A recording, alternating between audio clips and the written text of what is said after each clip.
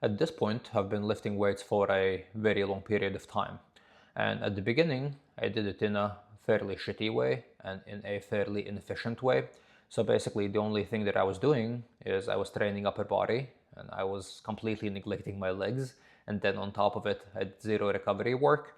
And I did gain quite a lot of muscle on my upper body. But the thing that ultimately did is my legs looked cartoonishly small, and on top of it I was very immobile and very non-flexible because I was not recovering properly and I was not doing the right things when it comes to recovery. And after a few years of training like that, I eventually realized that, well, something needs to change, and if I want to keep on going forward with this, I need to adapt and change my approach when it comes to training.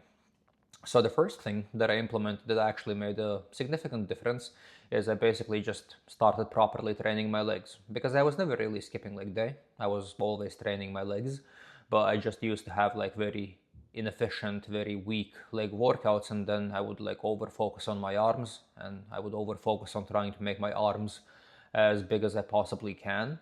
But yeah, basically the difference that I made after a few years of doing this is I just like started like training my legs properly, focusing on that, and that did help.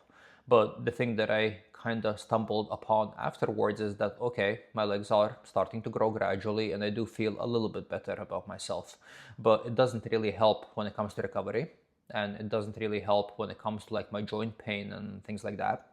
And then I started looking at like options of like what is it that I can do for me to recover better, and what is it that I can do to just like improve my flexibility. And obviously the first thing that I stumbled upon was using testosterone, but well, not everyone is super enthusiastic about taking a needle up their ass, and not everyone wants to use anabolic steroids, so that wasn't really an option for me. And then, as I kept on looking more and more, I found a few natural ways that you can recover and kind of like help yourself to feel a little bit better. And after trying a few of these natural things that you can do to recover and to like become more flexible, I stumbled upon two things that actually did make a significant difference, and that I've been doing now for a fairly long period of time. And it made a lot of difference when it comes to like me just being more efficient, me being more flexible and feeling better, which also ultimately just kind of led to me performing better at the gym. And the first thing, and the thing that made the most significant difference, is basically just like having a proper stretching routine that you do after each workout. And it might seem a little bit of an odd thing to do because obviously it's not going to directly help you to gain muscle. But the thing that it will do is just going to make you more flexible, which is ultimately going to prevent traumas and is ultimately going to just like make you feel better and make you more efficient. And that once again is just going to make you perform better, because if your body feels good, it performs good. And if you don't have like fucking back pain and like arm pain every single time you go to the gym, you are going to be able to lift more heavy and you are going to be more efficient when it comes to your weightlifting workouts. So stretching made all the difference, and that is something I feel like everyone should do when they lift weights actively, because lifting weights is going to make you stiff. It's going to make you kind of like very rigid because you are always kind of like pushing yourself and you're like fixated in like one singular place trying to like lift as much weight as possible. So stretching is something that I feel like everyone should do if you are lifting weights.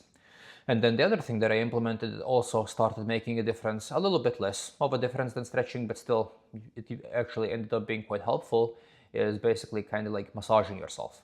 And obviously you cannot really go and get like massaged by an actual human being constantly, because that is going to end up being a fairly expensive thing, and that is also not something that I do. But you can also buy this thing which is basically like a massage gun, and the massage gun does actually make a difference if you lift heavy weights constantly. You can just sit there in front of your TV and massage yourself and kind of vibrate yourself. And my muscles actually feel more relaxed and better as I do it on a day-to-day basis. So that was also like an investment that ended up making a fairly good difference when it comes to the way that I feel and when it comes to the way that I perform at the gym.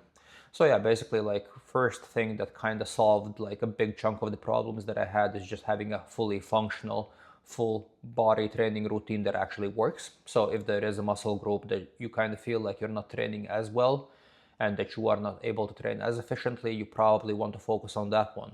Because also like it's kind of like if you are not good at something, you are also going to start disliking it.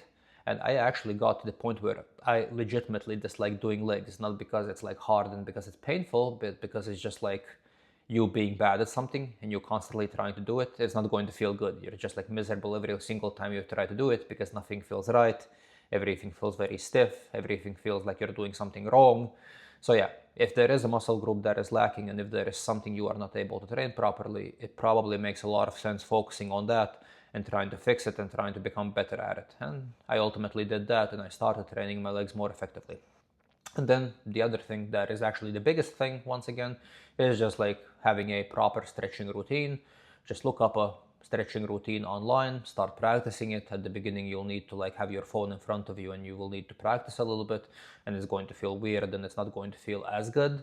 But then as you start doing it more and more, you are going to gradually become more flexible. You are going to become better at the routine that you have kind of developed. So yeah, at this point, I've been stretching for like a few years now, probably like 4 to 5 years. And it does make a very significant difference. And now at this point, it also feels good because I'm just like generally much better at it. So it's not as miserable and painful anymore. And then on top of it, something that is a little bit more optional, but still is going to make a difference, is just basically finding a way to massage yourself, with the most comfortable way being just like buy a massage gun off of Amazon for like $60, and that is already going to take you like 90% there. And that is also going to be something that is going to make you feel better. So yeah, basically those are the things that I implemented that helped. So yeah, maybe that is also something that you guys want to try. Thank you for watching the video and see you guys in the next one.